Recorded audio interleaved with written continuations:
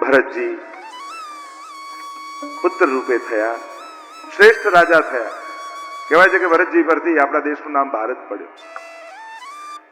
ધર્માનુકૂળ શાસન કરી સમય થયો, રાજ સિંહાસન છોડીને વનમાં ગયા. વનમાં આવ્યા, નદી કિનારે કુટિયા બાંધીને રહેવા લાગ્યા. નિત્ય સ્નાન કરે, સંધ્યા વંદન કરે, પ્રભુના નામનો જાપ કરે. દિવસો આનંદમાં વ્યતીત થાય છે, પણ માણસનું બધું જ ધાર્યું ક્યાં એના પ્રમાણે ચાલે છે. દિવસો ક્યારે બદલાય, સમય ક્યારે કરવટ લે, કોને ખબર. એક વાર નદીમાં સ્નાન કરવા માટે ગયા. કેટલાક હરણાઓ કિનારે જલ પીતા હતા. સિંહની ધાડ સંભળાઈ અને સિંહની ત્રાણ સંભળાઈ એટલે હરણાઓ ગભરાયા અને એમાં એક ગર્ભવતી હરણી હતી, એ પાણીમાં કૂદી ગઈ ને પ્રસવ થયો. બચ્ચું તણાતું તણાતું રાજા જ્યાં અંજલિ ભરવા ગયા એમના હાથમાં આવ્યું. અરે, આ નાનકડું નવજાત બચ્ચું લાગે છે, હમણાં જ જન્મ્યું લાગે છે. તુરંત કિનારે લાવ્યા, કુમળો ઘાસ હતો તોડીને લાવ્યા, ખવડાવવા લાગ્યા, પોતાની ઝૂંપડીમાં લઈ ગયા. દયા બહુ સારી વાત છે, પણ દયા ક્યારે મોહ બની ગઈ ખબર ન પડી. એમ થયું કે હવે તો હું ખવડાવીશ તો ખાય, હું પીવડાવું તો પીવું, હું બચાવું તો બચે, હું જીવડાવું તો જીવે. અરે દરેક વ્યક્તિ એના ભાગ્યનું ખાતો હોય છે. આપણે કોણ કરતા? આપણે મદદરૂપ થઈ શકીએ, વ્યવસ્થારૂપ થઈ શકીએ, આપણે એના ભાગ્ય વિધાતા નથી થઈ શકતા. કોઈના પણ ભાગ્ય વિધાતા બનવાની કોશિશ ન કરતા.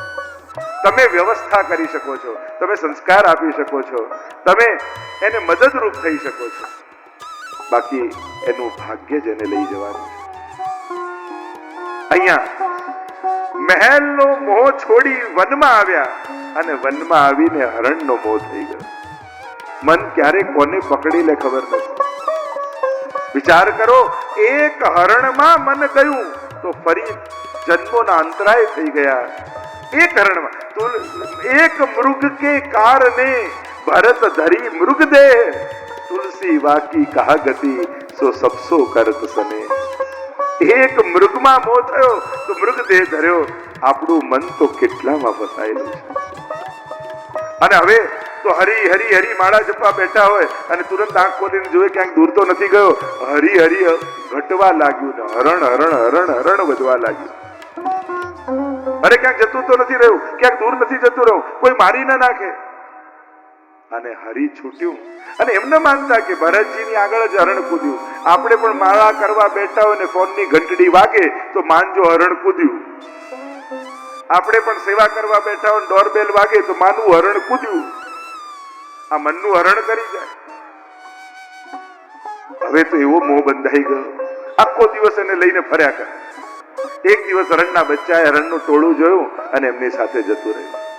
અને રાજાનું મન હરણમાં એવું રહી ગયું, અરે ક્યાં ગયું હશે, શું કરતું હશે, ખાધું હશે કે નહીં, કોઈ એને મારી ન નાખે, એવો મોહ બંધાઈ ગયો. અને દેહ પડ્યો. અંત સમયમાં હરણનું સ્મરણ રહ્યું અને બીજી યોની હરણની મળી. અંતે જ્યાં મતિ હોય ત્યાં ગતિ થાય. પણ ગત જન્મનું યાદ રહ્યું, અન્ન જળનો ત્યાગ કર્યો, બ્રાહ્મણ કુળમાં જન્મ થયો. નક્કી કર્યું હવે મન ક્યાંય ફસાવા દેવું નથી. જળની જેમ રહેવા લાગ્યા. જે મળે એનો સ્વીકાર, કોઈનો વિરોધ નથી. ઘરના લોકોએ કંટાળી ગયા, કેવા લાગ્યો તું તો જળ ભરત છું, જ્યાં ઘર છોડીને નીકળી ગયા. જેવી હરીની ઈચ્છા, નીકળી ગયા. ખેતરમાં રાખ્યો, ત્યાંય બધું લૂંટાવી દીધું. તું તો કોઈ કામનો નથી, નીકળી જા અમારે ત્યાંથી. જેવી પ્રભુની ઈચ્છા. વનમાં ભટકવા લાગ્યા, વિચરણ કરવા લાગ્યા. રઘુગણ રાજાની સવારી નીકળી. પાલખીમાં જતા હતા, એમાં 4 માંથી એક કહાર પાલખી ઉચકનારો બીમાર પડી ગયો. રાજાએ કહ્યું જાઓ કોઈને ગોતી લાવો. અને ફરતા હતા અને શોધતા હતા એટલે ભરતજી મળ્યા. તું પાલખી ઉચકીશ? જેવી હરીની ઈચ્છા, જોડાઈ ગયા પાલખીમાં. અને રાજાની સવારીમાં આગળ જાય. પણ આ તો જીવ માત્રમાં હરિના દર્શન કરનારા અને કીડી મકોડાની હારમાળા જીવ જંતુની દેખાય જમીન ઉપર એટલે ક્યાંક મારો પગ ન પડી જાય એ ડરથી કૂદકો મારે એટલે પાલખી ઊંચી થાય ને રાજાનું માથું ભટકાય. એ જોઈને ચાલ. 1 વાર 2 વાર 3જી વાર થયું એટલે હવે રાજાનો પિત્તો ગયો. ઉભો રે, પાલકી ઊભી રાખી નીચે ઉતર્યો. જેમ તેમ રાજા બોલવા લાગ્યા ભરતજીને, તું બહુ દુબળો પાતળો તારાથી ઉચકાતું નથી, તારે તો કેમ કરીને, એમ કરીને જેમ તેમ અપશબ્દો બોલવા લાગ્યા. ત્યારે ભરતજીને થયું કે હવે પરિચય કરાવવો જોઈએ. અને ત્યારે ભરતજી બોલ્યા, આ દુબળો, જાડો, ગોરો, કાળો આ બધા તો દેહના ધર્મો છે, હું તો આત્મા છું. અને જે આ શબ્દો સાંભળ્યા ચકિત થઈ ગયા.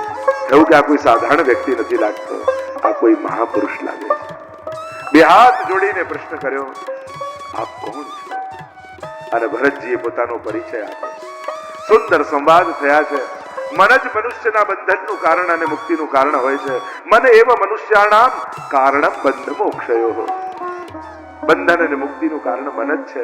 મનનો નિગ્રહ કરવો.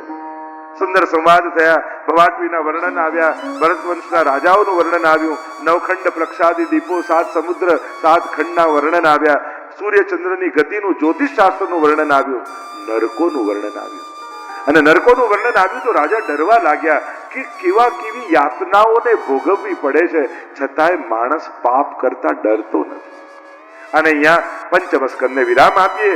બોલો કૃષ્ણ કનૈયા લાલ કી જય, ગોવર્ધન નાથ કી જય. ષષ્ઠ સ્કંદ પોષણ લીલા. પોષણમ તદનુગ્રહ. પ્રભુની કૃપા એ જ પોષણ છે. એટલે જ આપણો માર્ગ પુષ્ટિ માર્ગ કહેવાય. પુષ્ટિનો અર્થ થાય કૃપા, કૃપાનો અર્થ થાય અનુગ્રહ. પ્રભુની કૃપાથી જે માર્ગમાં ચલાય એ જ પુષ્ટિ માર્ગ છે. કૃપા મેળવવાનો માર્ગ નથી, પણ જેના પર કૃપા થઈ છે એ જ જીવા માર્ગમાં ચાલી શકે, એને જ પુષ્ટિ માર્ગ કહેવાય. અને આમ આ પોષણ લીલા એ છઠ્ઠો સ્કંદ છે. પૂજ્ય ચરણ બેટીજી પધારી રહ્યા છે. બોલો શ્યામ સુંદર શ્રી અમને મહારાણી કી, ગોવર્ધન નાથ કી, ભાગવત ભગવાન કી જય. પોષણ લીલા એ ષષ્ઠ સ્કંદ. આગળ અજામિલનું આખ્યાન આવ્યું. ગામમાં કેટલીક મહાત્માઓ આવ્યા. યુવાનો બેઠા હતા ચોકમાં. પૂછ્યું, અહીંયા કોઈ પવિત્ર બ્રાહ્મણ છે કે અમને ભોજન મળે? અને એમને મસ્કરી સુધી કે હા, અમારા ગામમાં તો બહુ પવિત્ર બ્રાહ્મણ અજામિલ. અને અજામિલ એવો પાપી હતો બ્રાહ્મણ. એકવાર વનમાંથી જતો હતો તો એક જગ્યાએ એવી દ્રષ્ટિ એની પડી કે એની બુદ્ધિ બગડી ગઈ. બુદ્ધિ બગડી ગઈ. ઘર બહાર પરિવાર છોડી દીધો, બ્રાહ્મણપણાનું કર્તવ્ય છોડી દીધું, ગણિકા જોડે રહેવા લાગ્યો. મહાત્માઓ આવ્યા આંગણે, મશ્કરી કરીને મોકલ્યા. ત્યાં અજામિલ બહાર ગયો હતો ને ગણિકા ગર્ભવતી હતી. આવ્યા મહાત્માઓને કહેવા લાગ્યા કે અમને ભોજન કરાવીશ. એને થયું કે અરે અમારા ગામમાં ઘરમાં પહેલી વાર કોઈ મહાત્માઓ આવ્યા છે અને આ મોકો મળ્યો છે, શું કરવા છોડું? જે કાંઈ પણ હતું વેચ્યું કરીને ભોજન સિદ્ધ કર્યું, મહાત્માઓને ભોજન કરાવ્યું. મહાત્માઓએ વિચાર કર્યો કે જેના ઘરનું ભોજન કર્યું છે એના પર કૃપા કરવી જોઈએ. કહ્યું કે તે ભોજન તો કરાવ્યું પણ દક્ષિણા. કહ્યું કે મારી પાસે તો કાંઈ નથી. મહાત્માઓએ કહ્યું કે તારી પાસે બીજું કાંઈ જોઈતું નથી, દક્ષિણામાં એટલું જ માંગીએ છે, તારે જે બાળક થાય એનું નામ તું નારાયણ રાખીશ, એટલું વચન આપ. એ કે આમાં મારું શું જાય છે? વચન આપું છું, જે બાળક થશે એનું નામ નારાયણ રાખીશ. સમય ગયો, બાળક થયું, નામ રાખ્યું નારાયણ. અજામિલને અતિ પ્રિય છે. આખો દિવસ નારાયણ આવ, નારાયણ આકર, નારાયણ આલાવ, આખો દિવસ નારાયણ નારાયણ નારાયણ ચાલે. કારણ કે મહાત્માઓને એમ થયું એમ તો ભગવાનનું નામ નહીં લે, પણ બાળકને મોવશ પણ જો ભગવાનનું નામ લેશે ને તોય ભગવાનની કૃપા થઈ જશે. આખો દિવસ નારાયણ શબ્દનું ઉચ્ચારણ કરે. 88 વર્ષનો થયો અજામિલ. યમદૂતો દેખાયા, ગભરાયો, ડર્યો અને પુકાર કર્યો પોતાના પુત્રને, નારાયણ. દીકરાએ તો ન સાંભળ્યું, પણ પરમ પિતાએ સાંભળી લીધું. પોતાના પાર્ષદોને મોકલ્યા છે પરમાત્માએ. અને અહીંયા યમદૂતો અને પાર્ષદોની વચ્ચે સંવાદ થયો છે. યમદૂતો કહે કે આ બ્રાહ્મણ હોવા છતાં બ્રાહ્મણપણાનું કર્તવ્ય આણે કર્યું નથી, ઘણા પાપ કર્યા છે, આને તો યમલોક લઈ જઈશું. પાર્ષદો કહે પણ આણે અંત સમયમાં ભગવાનનું નામ લીધું. અરે પુત્રને મોહવશ લીધું. એ પાર્ષદોએ કહ્યું, અજ્ઞાનાદ અથવા જ્ઞાનાદ ઉત્તમ શ્લોક નામ યત સંકીર્તિતમ અઘમ પુરુષો દહે દેદો યથા નદઃ. ભગવાનનું નામ તો અગ્નિ જેવું છે. અગ્નિમાં જાણીને લાકડું નાખો કે અજાણતા પડી જાય, અગ્નિ તો બાળી જ નાખે છે. એમ ભગવાનનું નામ પણ ભાય કુભાય અનખ આલસુ, કોઈ બી રીતે ભગવાનનું નામ લેવાય એ તો પાપને બાળી જ નાખે છે. સુંદર સંવાદ થયો છે. અને પ્રભુની કૃપાનો પાત્ર થયા. ભગવાન નામનું મહાત્મ્ય બતાવ્યું. આગળ દક્ષ દ્વારા ભગવાનની સ્તુતિની કથા આવી, નારદજીના શ્રાપની કથા આવી, દક્ષ પ્રજાપતિના 60 કન્યાના વંશનું વર્ણન આવ્યું. ઇન્દ્ર દ્વારા દેવ ગુરુનું અપમાન થયું અને બૃહસ્પતિએ ગુરુપદ ત્યાગ્યું. વિશ્વરૂપને ગુરુ બનાવ્યા અને વિશ્વરૂપે નારાયણ કવચની વિદ્યા આપી દેવોને. 3 મુખ હતા વિશ્વરૂપને, અને માતા અસુર કુળની હતી, એટલે જે કાંઈ પણ યજ્ઞનો ભાગ આવે ને એ થોડો ભાગ અસુરોને આપી દેતા. ઇન્દ્રને ખબર પડી અને ઇન્દ્રએ વિશ્વરૂપનું વધ કરી દીધું. વધ થયો, બ્રહ્મહત્યા લાગી, 4 જગ્યાએ વાંટી. વિશ્વરૂપના પિતા ત્વષ્ટાને આવ્યો ક્રોધ, મારા પુત્રને ઇન્દ્રએ માર્યો છે, એટલે યજ્ઞમાંથી એવો પુત્ર પ્રગટ કરીશ, ઇન્દ્રને મારે એવો પુત્ર પ્રગટ કરીશ.